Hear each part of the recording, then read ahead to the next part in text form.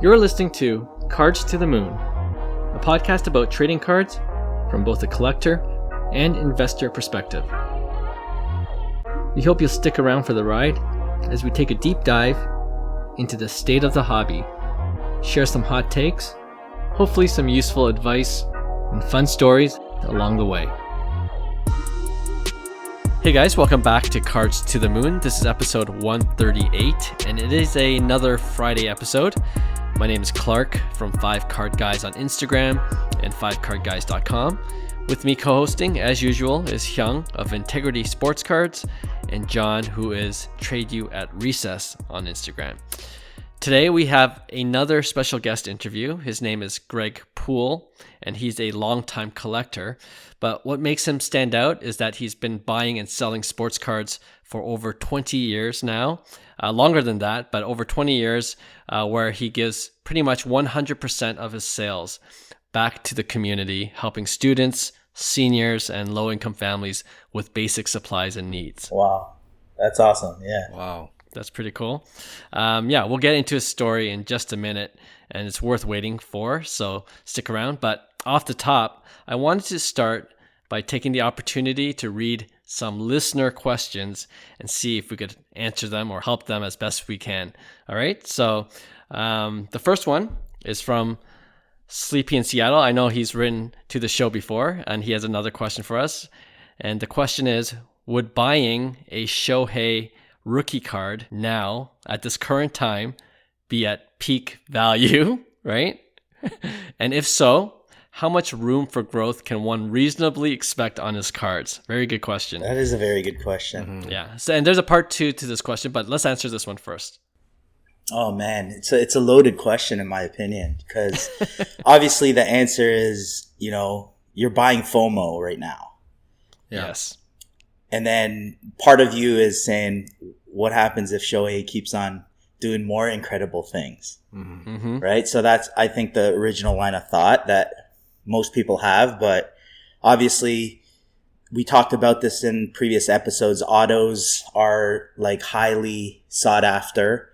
So there's a huge influx of price, in my opinion, like super, super expensive, to be buying Ohtani right now. But I will say this, with other subsets and other second tier cards, I still think there are some opportunities with Shohei in certain areas, whether it's like paper parallels, I think they're still underpriced, or maybe not as inflated as the autos, or even like, Topps Heritage, like the black refractors, they won't even sell for the listed price. They've been up there for months.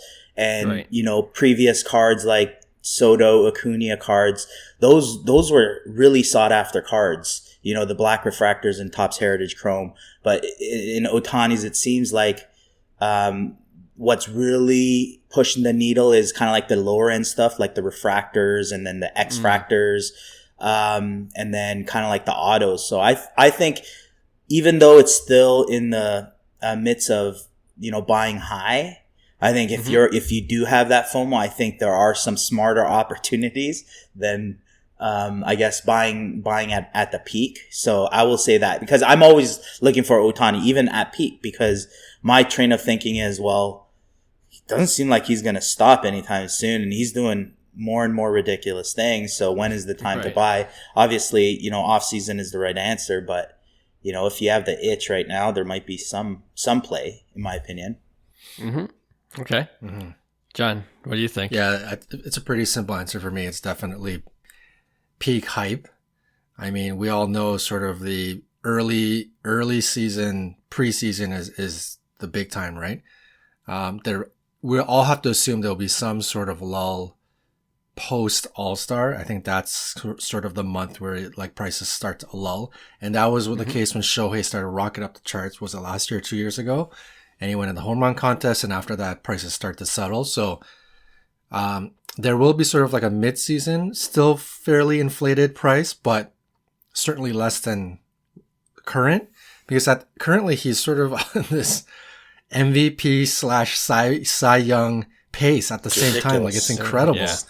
And obviously, the upside to this is a quote unquote peak hype is if he continues this and ends up winning both awards at the end, you know, you could probably assume that there will be no stop. Like the price will keep going up. But the odds of that, if we're going to play odds, you know, Shohei could do it, but that's tough to keep up for the entire season. So yeah, peak hype. Definitely if you're in, if you're in to buy something, it should be in the off season. But I understand what Hyung is saying, because for myself personally, I'm trying to find, not that I would pull the trigger right now because I don't have the spend, but I'm personally trying to, I just always look out for like a Shohei rookie red ink, right? Yeah. The real one autos. And I let you guys know, like a BGS 9 or a BGS 8.5 not too long ago went for like 4,100 or something like that, which was like pretty affordable. That's reasonable. Very reasonable. Yeah. But that was still high. That was auction. Like usually people don't run auctions on these red inks, right? Yeah, true. And then if you look now, I think there's maybe like 3 to 5 of them, and like raws are like $8,000, asking is $8,000. You know, BGS 9.5 asking is like $14,000 or something crazy, right? So Yeah. I get what Hyung is saying. Sometimes that rare card that just doesn't pop up, let's say that just doesn't come out. For example, auction. I'll give you a perfect one, John. There was a guy who sold, I believe, an Otani foil board. We talk about the foil board parallel. So number 700, so the white jersey, and he was selling for like $1,600 PSA 10, and it's super low pop. So, which is really reasonable in my opinion, but those are the paper. But then you look at X Fractors and stuff like that, way higher pop. They're going through the moon, right? So, right. Yeah, and I just saw a Shohei red jersey vintage, number 999, and the guy was selling it. I think it was like BGS 9.5, and he was selling it for $1,400. Yeah. So there's reasonable price. Seems like a reasonable price. Yeah. Anyways, yeah. Yeah, no, good points, guys. I mean, for me, I'm always a Bowman Chrome first auto, and you know, when you're looking at those cards, that's a FOMO buy. Like I'm always looking at it though, and I'm, you know, resisting so far. And you know, like I check the stats every day, and then what you were saying, John's like, is he gonna win the Cy Young and MVP this year? and then it's too late. It's too late at that point, right? Yeah. But I mean, that's the definition of FOMO when you think you're gonna miss out on something spectacular like that. So I'm personally staying away, although I have a bunch of Shohei cards on my watch list. Is just wishful thinking, you know, maybe it'll drop. And you know, the only thing that could potentially happen this season in the short term is that the Angels will continue to be a 500 team. You know, they won't make the playoffs, or they'll barely make the wild card and they'll get out. and then, you know, maybe there's an opportunity there. It just looks like the Angels are trending that way once again, right? Nothing new under the sun. Which is disappointing, yeah, with Trout and Otani on that team. But so yeah, I'm looking for that. Part B of this question, it's interesting you bring up the plays you can make with the different parallels. But his question, I'm going to paraphrase, is: will the high number of different rookie cards, including the different parallels, will most of those Shohei rookie cards plummet in value if the hype dies down? I think so, absolutely. I think there's a lot of rookie cards, including, you know, his white jersey, red jersey. That's the first thing, and you could see it reflected on pricing. Even parallels are a lot cheaper than Acuna and Soto still in terms of, you know, value. Autos, like I said, are inflated. They're the ones that are mostly in desired, and but going back to the point, I think there's, you know, parallels that are not as rare that are super expensive too. Like, you know what I mean? Way too expensive, like refractors and, you know, prisms and all those sepias, kind of like the higher pop counts. I think those will be the first to go and always feel it. That's why I always like buying at a reasonable price on a numbered card, because I don't think you're going to really, you know, lose out on that volatility as much, and you just keep the card for longer cycles, right? So I like the move of, you know, just numbered parallels in general for that protection, if the market goes the other way. Okay. Right. I think plummet is probably the wrong word. I'm sure he was saying it for a certain effect, but the price will probably crash. I mean, Shohei is building his career, and he's clearly convincing fans, investors, whatever, that he's the real deal, real deal. He's not going to get injured. Like everything is going to go well. And if he stays uninjured, he is a perennial MVP candidate. He could have a very average season and he'll still probably be in the MVP conversation in some semblance, right? So his floor is starting to creep up, I think, in my personal opinion, right? So would his card plummet? Probably not. But would it correct from, the bump it's seen in the last 2 months? I don't know how much Shohei cards have gone up, 75% or 40% or whatever. Would that correct down to a 20% increase since the beginning, the middle of last off season? Yeah, I could see that. I could see like a correction rather than a plummet. So sure. Yeah. I guess to be fair, I don't know if plummet was his word or my word when I was paraphrasing, but I think I get his point where the modern cards these days have, there's so many rookie cards that are available. So I would, you got to do your own research in a sense, right? Like which rookie cards do you think are valued by collectors over the mid to long term? All of them might be trending upwards when he's doing ridiculous things, but some of those cards, especially the lower to mid end parallels and rookie cards, they will lose pretty much all their value when when the hype dies down a bit. Right. So you got to be careful with that, the low to mid end. But at the end of the day, you do your research and we always say this: collect what you love. You like the look and appeal of the card, even if it does plummet, you have it and it's yours, right? So you can't lose that way. But I get it as an investor. You got to kind of do your own research to see like, what seems to be selling, what seems to be liquid, even at the lower to mid end of the market. So I guess that would be my advice. And I always think that there's plays outside of rookie year cards. There's proof in the past. Look at Trout's cards. Look at what's valuable in terms of older Trout cards that aren't rookie years. Sure. You could extrapolate the data and kind of do the same kind of like forecast for Ohtani in his second year. Maybe it's a Topps Chrome Rookie Cup Gold or an orange auto or whatever it may be. I think there might be extreme value or potential value in terms of increasing it from an investment standpoint. That's true. I agree. All right, Sleepy in Seattle, thanks for that question. Appreciate it as always.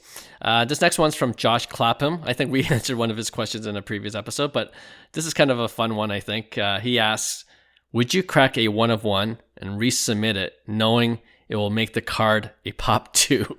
Oh, interesting. Yeah. First, I don't think I would crack and resubmit a 1 of 1 to the same company. Right. So I've done it before where I had a Max Verstappen 1 of 1 in a BGS slab and I went into a PSA slab. Right. Yeah. So to me, it was like, that made sense, but I would never regrade a 1 of 1 at the same grading company because they already know what they've graded. Like you're rarely going to, get the bump. They're basically saying, you know what, we screwed up the first time, so we got you. Yeah. Or out of spite, they give you a lower grade. Exactly. And that's happened. I've seen it done to somebody on Facebook recently, actually, with BGS. They got their grade downgraded. Oh man. Yeah. No, I agree with you. I think that's a pretty simple one because I was thinking about this, and you made my point already that if you do resubmit it to the same grading company, don't expect to get a better grade because they know what they graded. Yeah. So, all right. Last question from Kenny Tomek, a friend of the podcast. He asked, "What are our general thoughts on getting the PSA auto grade? Is it worth it?" John, you can go for this one. I know what Young's gonna say. Yeah, short answer for me, yes, it's worth it. If you're gonna authenticate your card and just grade the auto, I mean, first of all, make sure none of us are pros, but with your naked eye, make sure the auto looks like it's gonna hit a 10, like no streaks, very like solid ink or whatever you have to look at, because I think if you get that PSA 9, that's going to kill you. So make sure the grade is a 10. If you think it's a 10, is it worth it to authenticate and just have the grade 10? I think so, because there is a visual appeal of seeing that number 10, even though it's nothing to do with the card. I think psychologically it still helps make the appeal of the card pop a lot better. And I'll let Hyung, I'll save it for Hyung, but we have obviously a friend who submitted with a similar idea, and I think it makes the card look a lot better seeing that number 10. So, the John, yeah, the Otani, yeah. But John, I mean, I don't think he just meant like the card is authenticated, but just say the card itself has a PSA 10. So would you try to get? Would you just? 10-10? Would you generally get 10-10? Yeah. Oh, yeah. Would you do that?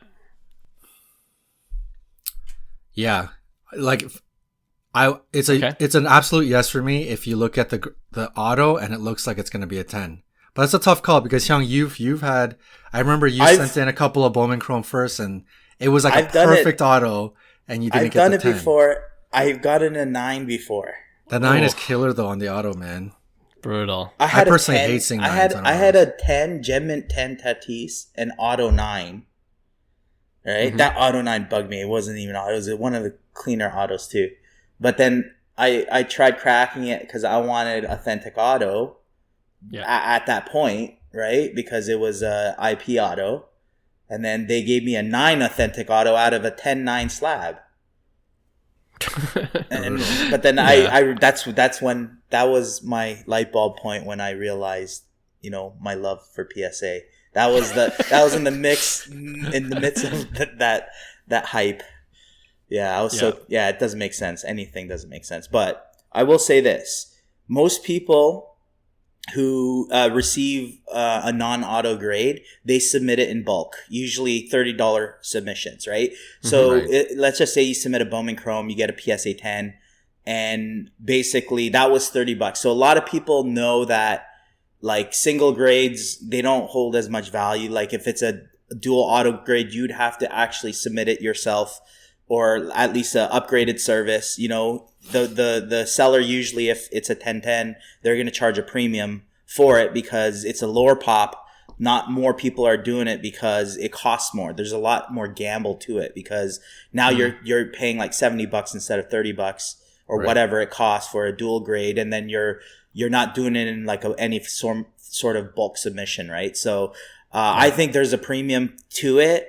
I usually, like John said, just really inspect the auto, make sure it's a 10, and if it has a chance to grade well as well. I don't necessarily like auto 9 or sorry, a PSA 9 auto 10, but it is better than a just straight up PSA 9 slab in my opinion, especially if it's a meaningful card in Bowman. Let's just say it's like an orange of like a Drew Jones or whatever, and then it doesn't 10. You want the 10-10 obvious, but a 9-10 I think is just as good on that card, on that specific card, right? So it's all dependent on the type of card too.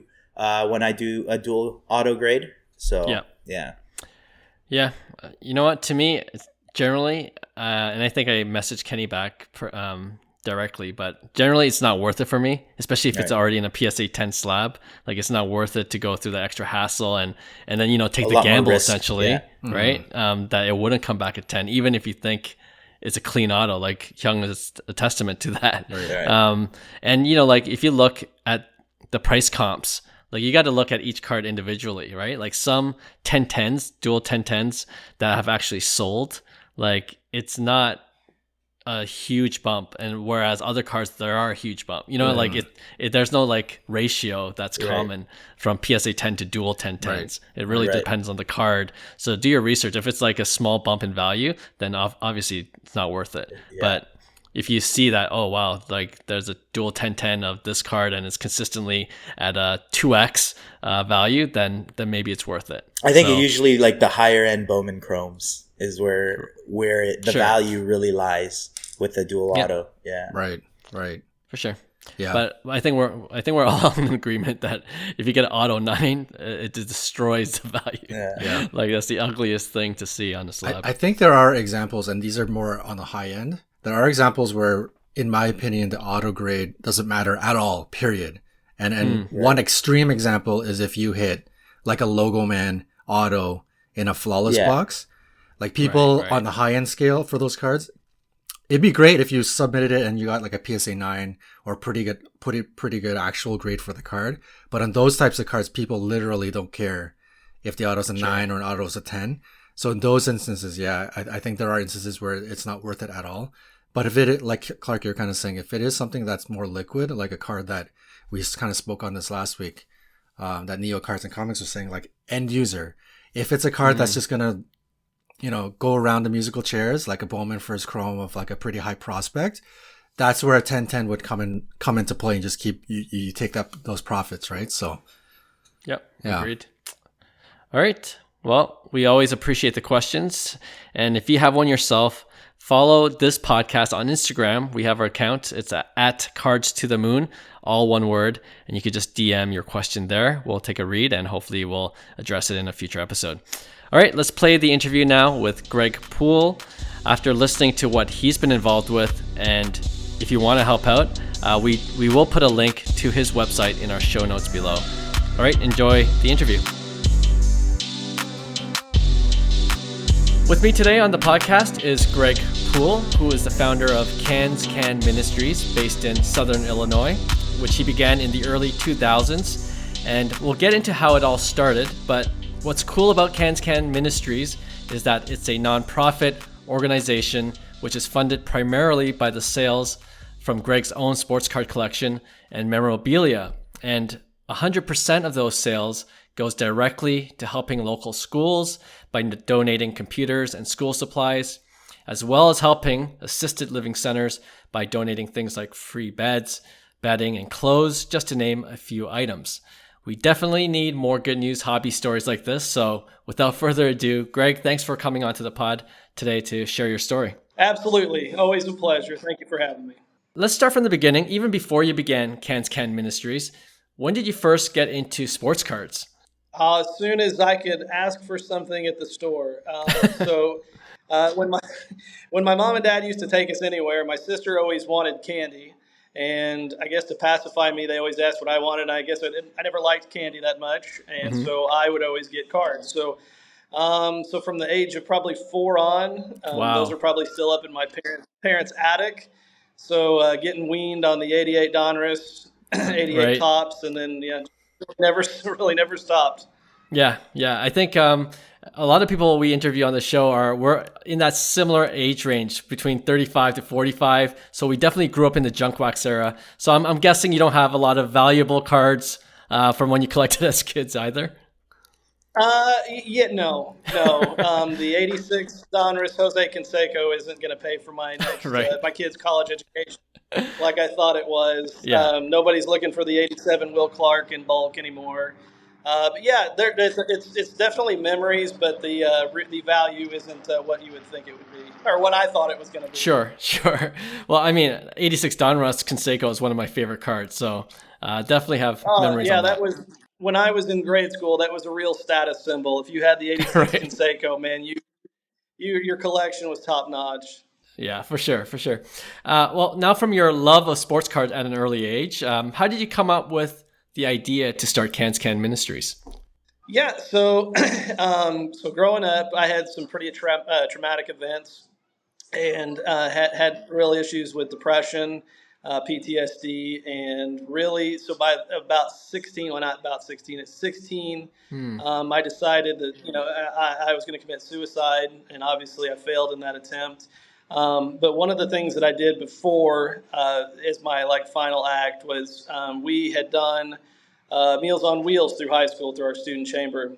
And so I went and I grabbed a couple 5,000 count boxes out of my room, went to some buddies, went to some local card shops and sold what I could. And I went back to all the people that we had on our Meals on Wheels route and just dropped off food for them. Right. Told them all bye and tried to do what I tried to do. Failed, obviously, and got back in my truck and looked around and saw that I had these boxes left and thought, man, I guess I'm here for something. So really, since the age of 16, which is beginning to be farther and farther and farther away. So it'd be 23 years this October.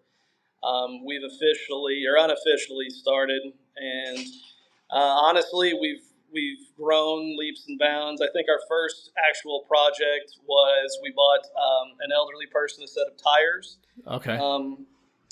And so, that was just the first thing that we did after I formally started, or informally Sure. started, I guess. And then we have just really grown. We started in schools with some local classrooms. Yeah. We've really, so our coverage area school-wise is 120 miles north and south, 130 miles east to west. So Wow. we cover the bottom half of the state of Illinois. Amazing. And then river to river. Yeah. So at last count, we're over 370 classrooms in 67 school districts. Amazing. So that was our bread and butter. Yeah, that was our bread and butter for a while. COVID really brought the need, or the attention to the need, for seniors in our community. A lot of them were shut-ins, and a lot of them, a lot of their caretakers weren't able to get out as well because they were in that vulnerable age. And so we had a lot of people contacting us that they weren't able to get food, they weren't able to get supplies, they weren't able to get toiletries. And so initially, we partnered with a lot of local restaurants and we started having them deliver food. Because they weren't open, they were only able to do delivery. Right. So that really worked out well for both of us. Once COVID's ended, or once it lightened up and restaurants were able to reopen, they stopped delivering.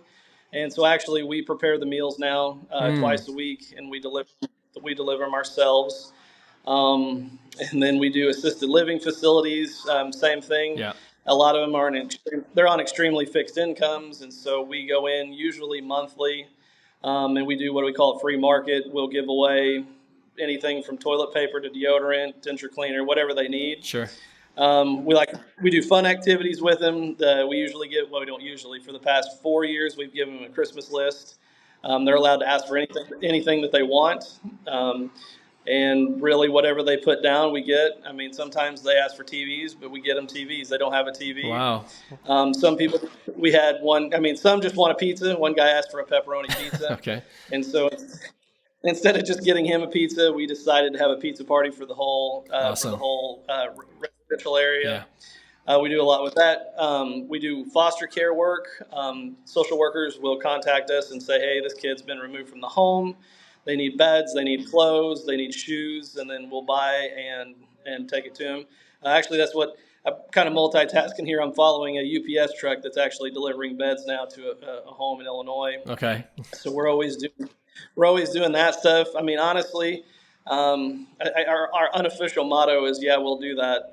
So in our area, the social work or social care is kind of limited.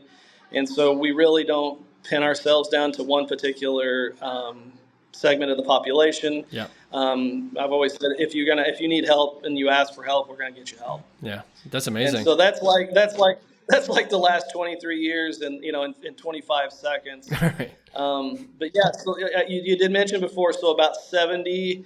I calculated it the other day. Just under 78% of our funding comes from our card shop. Is that right? Oh man, that's amazing. Yeah.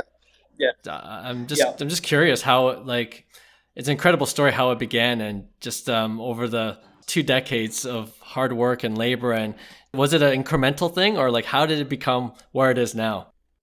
So honestly, for a long time it was incremental, because really I had no idea what I was doing, and honestly I still really don't know what I'm doing. A lot of days we fly by the seat of their pants. So I don't have a social work degree. I'm not technically, I have a business management degree. So we kind of just do things. So for a long time it was incremental, and really in the last probably 10, 12 years, it's just, I don't want to say spun out of control, because that makes it sound like, but it's really blown up in the last 12 years. And we've just expanded. And like I said, cards has been the reason that we've been able to do that. Yeah. And even during COVID, it boomed for us, like it did everybody in the business. Right. Which was a complete and total godsend, because there were just so many more needs, that when we initially started getting these requests, I thought, holy cow, there's no way we can keep up. And then we started putting stuff online that we're selling for prices that I couldn't really even dream of, Right. and I was happy, absolutely happy to sell them. Sure. Um, there were the best story I have is we had a Russell Wilson, and I don't remember if it was a Topps Chrome or a Prism, but we had a rookie variation refractor. And literally in my books, I was going back through. I bought it for $250, like I don't know, and whenever his rookie year was, I can't think of it off the top of my head. Yeah. And I had it in our showcase. I had it in our showcase for $6. Couldn't sell it for 2 years. I put it up in a box. I looked online, and there were some that were selling for like $300 or $400. And I thought, hey, Wow. absolutely, we'll bust it out. Yeah. And it ended up selling for like $9.96, I think was the price on Oh that. my. So like so like it really like everything kind of spun out of control together, and so it really worked. So it really worked out well for us. Yeah, that's But crazy. yeah, I mean, yeah. So yeah, like I said, in the last 12 years, we've really just picked up, like I said, the foster care, the seniors, not just the classrooms. Our goal, especially with the classrooms and the social workers, is we want to be able to empower the people that make the changes. Like we can't make changes individually. With 360 classrooms, average classroom size in this part of our state's 30-ish. Hmm. So I mean, we're talking 10,000 kids. We couldn't get to those 10,000 kids, Right. so we'd rather get to the teachers that make that day-to-day impact and give them the things that they need to do what they do. Yeah, no, that's great to hear, and it's funny how things turn out when the pandemic started. All the businesses shut down, but then of course the hobby just exploded. Along with that, the needs of people exploded, and it kind of worked together, I guess, for you, just to be able to make that money and use that money to help others, right? And it really did. And what really scared us is so when we moved into so for a long time, for a lot of times, I'm sorry, for the first 15, 20 years, we did shows, Hmm. we did online sales. So we never really had that physical store. So we actually signed the lease on our HQ.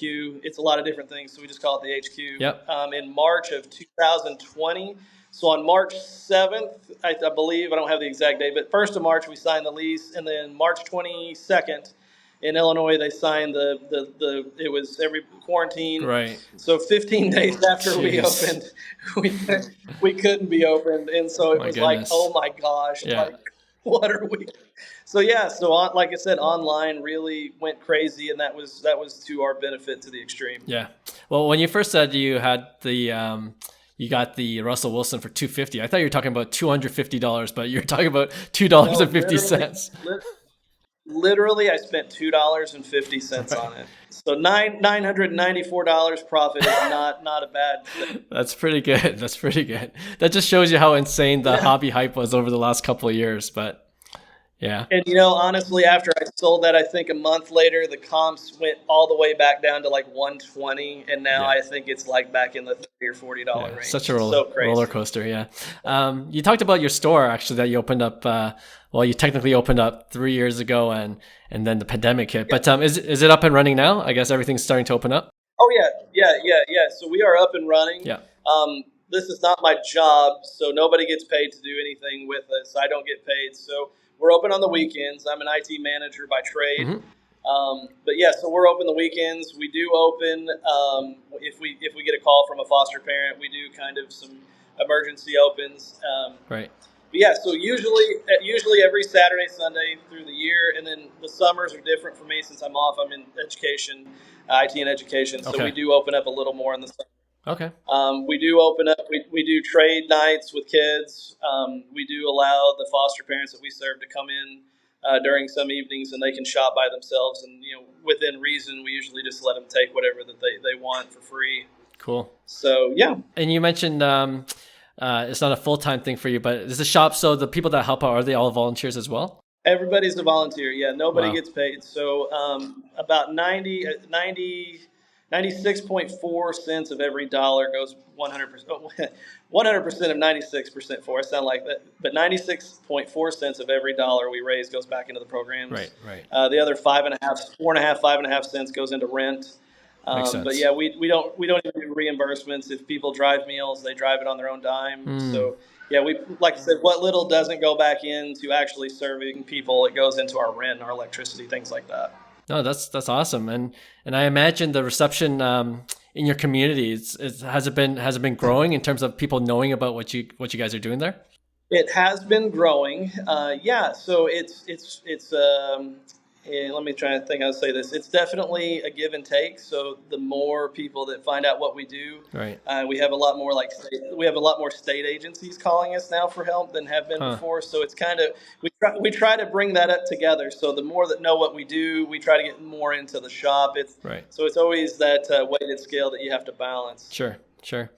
I'm curious how you keep things afloat. I know there's a lot of work involved, but with the sports cards being a big part of where the funding comes from, so is it essentially you buy and sell on your own, and the profits go towards the programs that you're running through CanScan? Yeah, yeah. So everything that we have available in our shop is from my own personal collection. So yeah, we're Mm, constantly. Well, I say we're. I'm constantly buying, constantly trading, constantly trying to keep inventory up. yeah. It's not been too bad. I mean, the only part that's hard is you really can't hold on to things sometimes to reach peak value. Because I just mentioned the beds earlier. We Right. had been kind of hoarding some Jokic and some Murray and some Porter Juniors and some rookies and those guys. And really, I mean, peak value you would assume is coming in the next week or two. Yeah. But we just had needs come up. They were our quickest access to the amount of money that we needed to help these kids. So we sold them. So sometimes you can't reach peak value, but I mean it's not too bad. Yeah, yeah. No, it can be tricky sometimes for sure. I'm just also curious, like, how do you find the time to do this? Like, I do hobby content, and I have two young kids, but just to know what you're doing, it doesn't even compare to what I'm trying to handle on my own. Yeah, so I don't sleep much, which is fine. But Okay. also, my kids and my family definitely help out a Yeah. bunch. My kids are constantly we've made them a room up at our shop. My daughter likes Pokemon, so she's got her own Mm-hmm. case where she does what I do, but she does it with Pokemon cards. Nice. My son, we laugh, is our unofficial greeter. He likes to shake hands and hug everybody that comes in. Awesome. So yeah, so a lot of time that we do this, we're together as a family. So it's not me just doing it on my own. It's not me being away from my family. So Mm. a lot of late nights and then a lot of hauling a 5 and an 8 year old up to hug old people. My daughter calls them their old people friends. Right. But yeah, yeah. So they like to come up there. So Yeah. it can be, that could probably, that's the hardest part maybe is finding times. Yeah, for sure. Because a good day at the shop means that the cases are empty and there needs to be things in there. So Yeah. it means probably staying up a little bit later on message boards on eBay trying to find things to put back in the shelves. Nice, nice. Yeah, great to hear. And you already mentioned a few programs that you run. I think the Teacher Resource Center, that's housed in the shop as well, where teachers can come in Yeah. and So take in the supplies. back part, yeah. So in the front part of our shop is our shop. I say the front part of our building is the shop. Right. In the back part, we call it the Teacher Resource Center. So we have 3 rooms set up that are with shelves. We carry everything from backpacks to clothes Mm-hmm. to pencils, really anything a teacher needs for a classroom. Yeah. And they're allowed to come in and shop free of charge. Same with foster parents, same with social workers. We have a room that has diapers and bedding, um, deodorant, shampoo. I'm just trying to Mm. think off the top of my head, but anything that they may need, they're allowed to come in. The only thing we ask from them is they just sign their name and the school district that they're from, Right. and they can take what they need for their classroom, for their foster kids, for whoever they're serving. So that's in the back part of our shop. So they have to walk through the front to the card area to get to that part. But yeah, so we run. I think we've officially changed it to the resource center. I mean, Okay. if you want to get specific, my daughter says, "Dad, they're not just teachers It's anymore." true. It's true. So you can't call it teacher resource center, Dad. That person's not a teacher. So she just renamed it the resource Yes. center. So yeah, we do that. We have a spot in the back where we keep the things for our elderly, for our senior citizens. Okay. The denture cleaners, diapers, things like that don't necessarily fit with the teachers. But Sure. yeah, we try to keep it fully stocked. That itself can be another full-time job. Mm. Depending on the day or the weekend, we can host up to as many as 50 to 60 teachers. Average teacher leaves with about $200 worth of items. Wow. Wow. Yeah, so that can get challenging at times too. But like I said, we're still here. Sometimes it's by the skin of our teeth, but like I said, as long as we keep going, we keep getting stories like the Russell Wilson card. I mean, um, a lot of I'm a cheap autograph hog, and so Mm, a lot of sometimes I'll hit on somebody that I got an autograph box that I paid $1 for. I'm able to sell for a lot more. So yeah.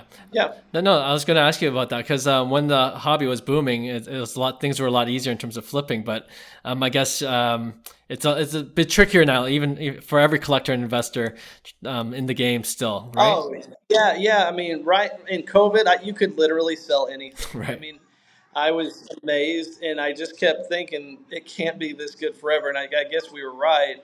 But Mm. man, while it was good, the it was good, Yeah, it was. and yeah, and we kind of served a different need in that we had a lot of retail flippers in our area, and Okay. not that there wasn't not that there's anything wrong with that, but we had a lot of kids that were coming, or a lot of parents messaging us saying like, hey, we can't, once they were able to get back out into the WalMarts, they're like, we can't find this for our Right. Right. kids, and so we would put together boxes for them, and give them some pages and some binders and things, just to keep the kids interested in the hobby. So I think at last count, we've given away somewhere in the 5 million range, Wow. 5 million cards, Pokemon sports cards. Yeah. So Awesome. yeah, we go through a lot of inventory. Yeah.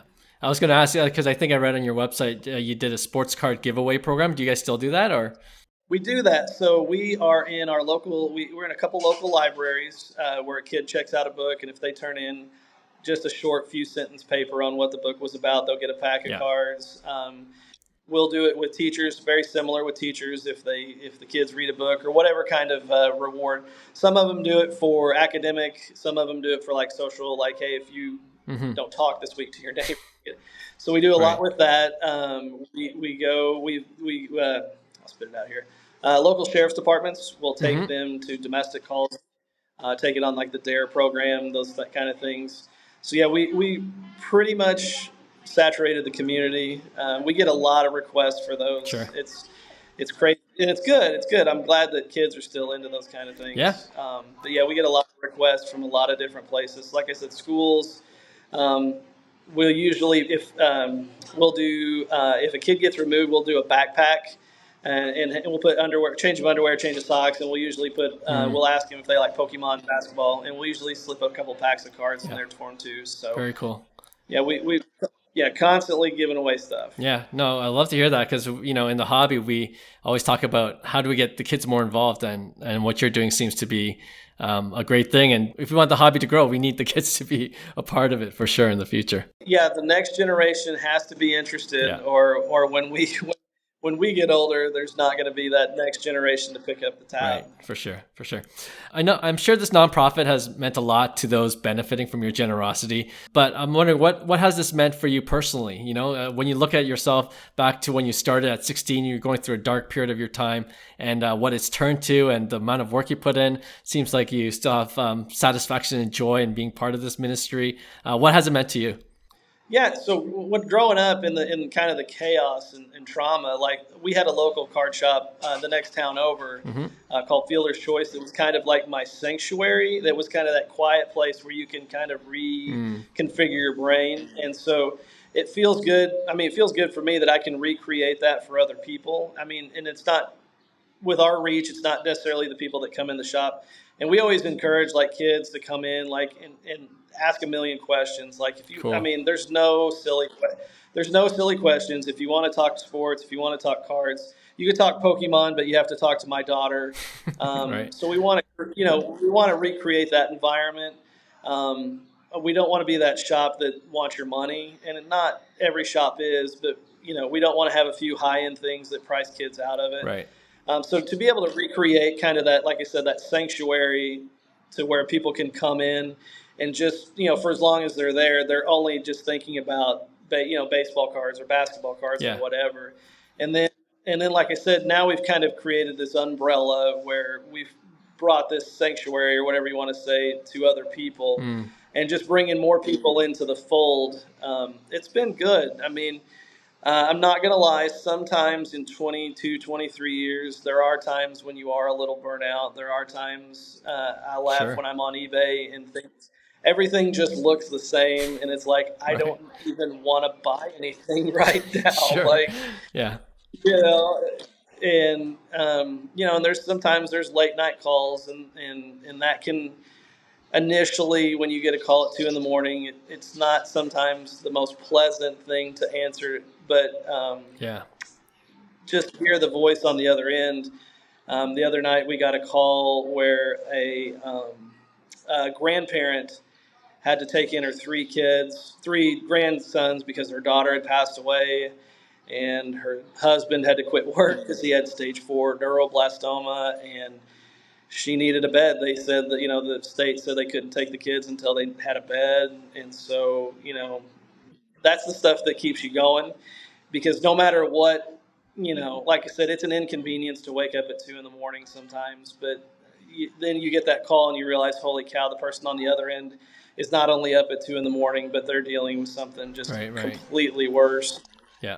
So that keeps you going. And then in the end, like, I mean, I can have a hobby that my wife doesn't care about. I mean, a long time ago, she used to sometimes give me a little flack when packages would come in the mail. And it's probably 5 years ago, a box of WWF replica belts that had been signed came in, and she opened it up, and she looks at me and she goes, "I don't want to know.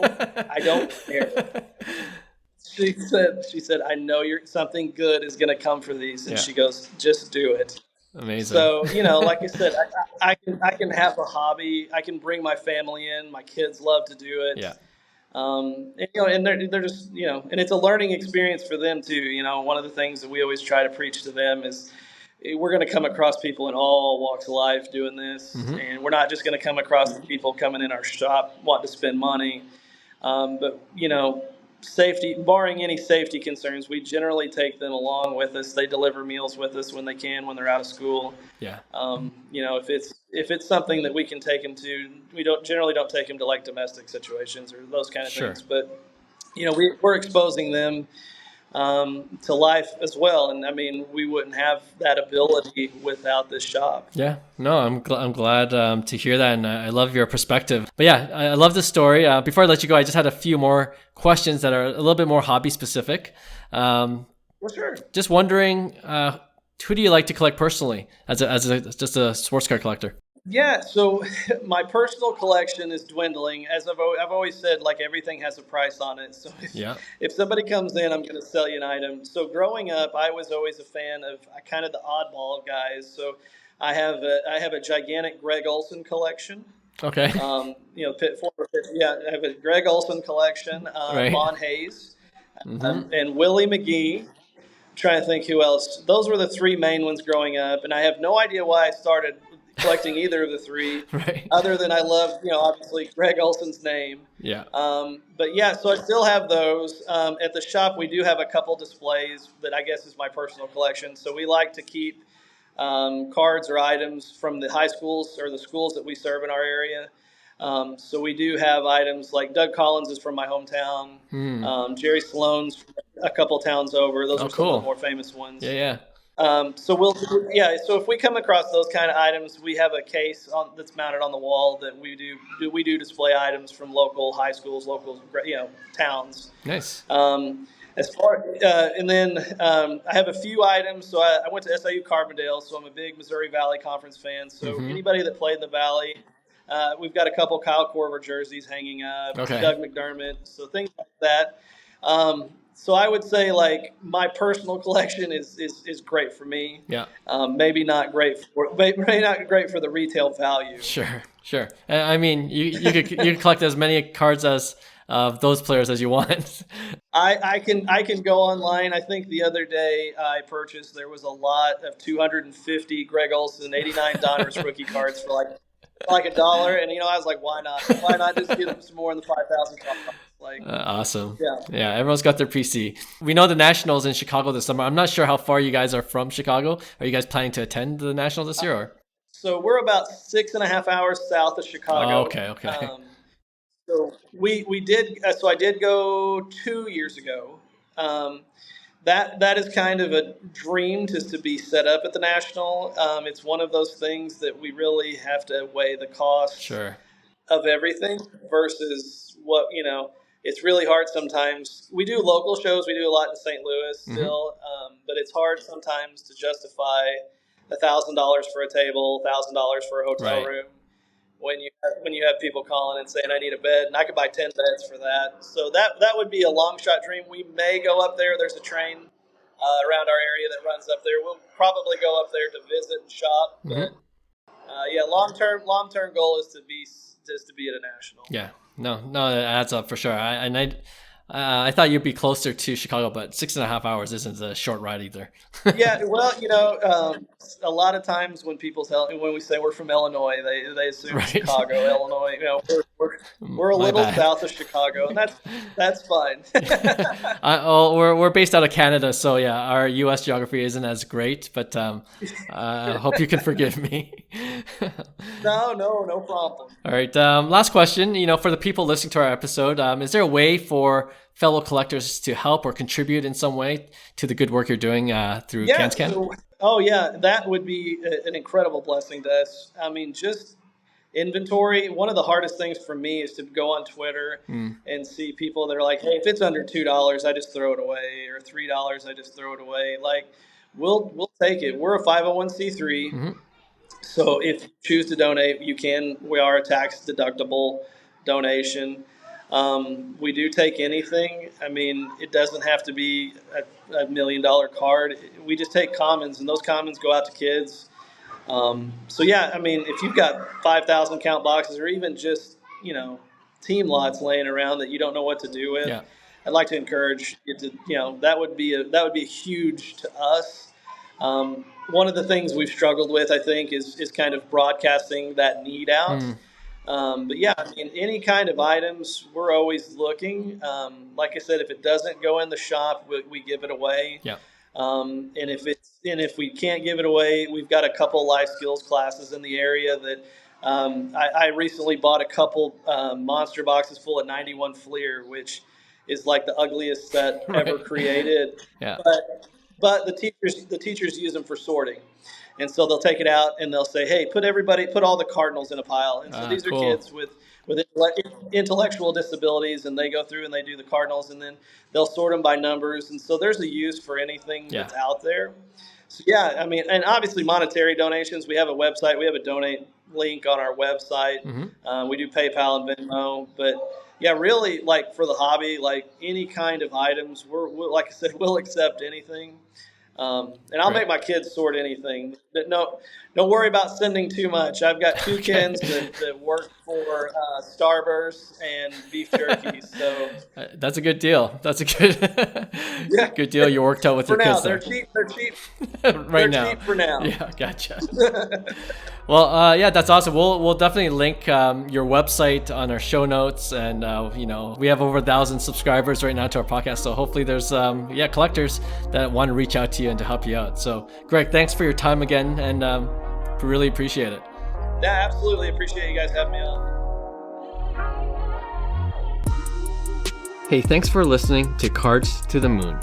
We'd really appreciate you subscribing to our podcast wherever you listen to your podcasts. And you can also connect with each of us on Instagram at 5cardguys, or you can follow Hyung at Integrity Sports Cards, or John at TradeU at Recess. You can also check us out at 5cardguys.com. Thanks again, and hope to connect soon.